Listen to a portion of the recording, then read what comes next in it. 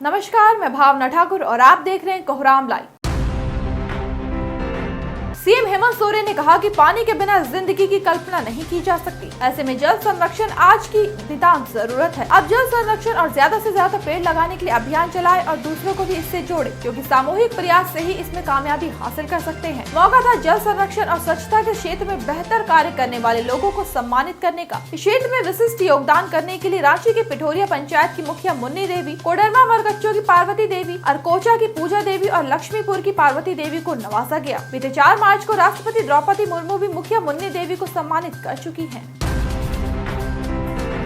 राजधानी रांची के पुरानी पुलिस लाइन चढ़री में पैदल जा रही 2 सहेलियों को कार ने कुचल दिया। कार की रफ्तार तेज थी। बेतरह जख्मी गुलशन और सुनीता को रिम्स में भर्ती कराया गया। दोनों की हालत खतरे से बाहर बताई गई। धक्का मारने वाले कार में सवार 2 युवक कार से उतरकर वहां से भाग निकले। भागते युवकों का पीछा भी किया गया। फरार दोनों युवकों की पहचान कर ली गई। दोनों रांची के ही रहने वाले हैं। हादसे के बाद आसपास से जुटे लोगों ने जख्मी गुलशन और सुनीता को रिम्स में भर्ती कराया। दोनों लालपुर थाना क्षेत्र की रहने वाली है।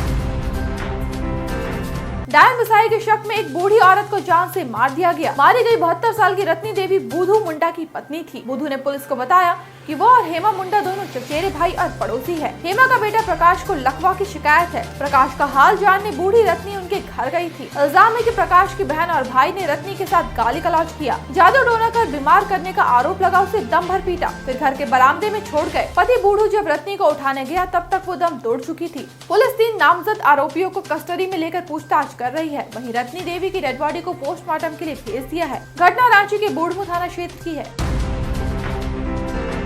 साहेबगंज में एमजीआर रेलवे लाइन के पास एक युवक की डेड बॉडी मिलने के बाद इलाके में सनसनी फैल गई। रेलवे लाइन रांगा थाना क्षेत्र के कुंवरपुर में है। मृतक की पहचान 35 साल के सुबोध दत्ता उर्फ रिंकू दत्ता के रूप में हुई है। सुबोध साहेबगंज के बरहेट थाना क्षेत्र के कृष्णा रोड का रहने वाला था। घर वालों ने बताया कि कल रात वो अपने दोस्तों के साथ मेला देखने की बात कहकर घर से निकला था, फिर घर नहीं लौटा। मौके पर पहुंची रांगा थाना की पुलिस ने शव को कब्जे में कर पोस्टमार्टम के लिए भेज दिया। पोस्टमार्टम रिपोर्ट आने के बाद ही जाँच की दिशा और दशा तय होगी।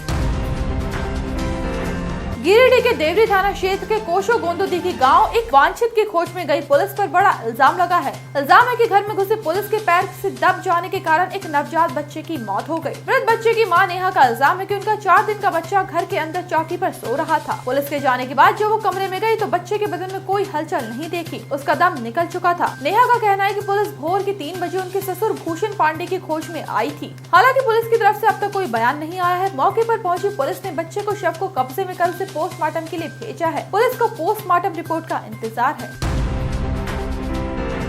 इंटर में फर्स्ट डिवीजन कराने का सौदा राहुल ने चंदन दा के साथ किया था। सौदा 40,000 रूपए में तय हुआ था। 27,000 रूपए एडवांस भी दे दिए थे, पर रिजल्ट सेकंड डिवीजन आया। कल रिजल्ट देखते ही राहुल मायूस हो गया। वो इतना हताश और उदास हो गया कि कल रात जहर खाकर उसने अपनी जान दे दी। इस बात का खुलासा आज तब हुआ जब उसका सुसाइड नोट मिला। नोट में उसने अपने माँ बाप और बहन से माफी मांगी है। 21 साल का जवान राहुल लखीसराय जिले के पिपरिया थाना क्षेत्र के रामचंद्रपुर गाँव का रहने वाला था। वह शेखपुरा में रहकर इंटर की पढ़ाई कर रहा था।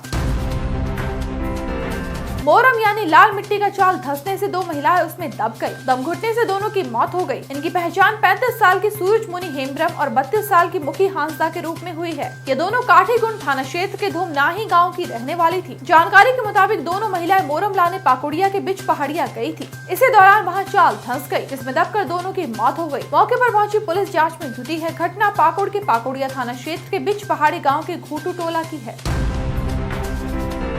Reliance consumer product limited RCPL ने अपने होम और पर्सनल केयर रेंज को लॉन्च किया है। नए उत्पादों में ग्लीमर ब्यूटी साबुन, गेट रियल नेचुरल साबुन, प्यूरिक हाइजीन साबुन, डोजो डिशवॉश बार और liquid, home guard toilet and floor cleaner और Enzo laundry detergent powder, liquid and bar शामिल है। लॉन्च पर RCPL के प्रवक्ता ने कहा कि हमारा लक्ष्य हर भारतीय परिवारों को उचित मूल्य में गुणवत्ता पूर्वक उत्पाद देना है। होम और पर्सनल केयर उत्पादों की इस श्रृंखला को वास्तविक भारतीय उपभोक्ता की समस्याओं को ध्यान में रखते हुए विकसित किया गया है।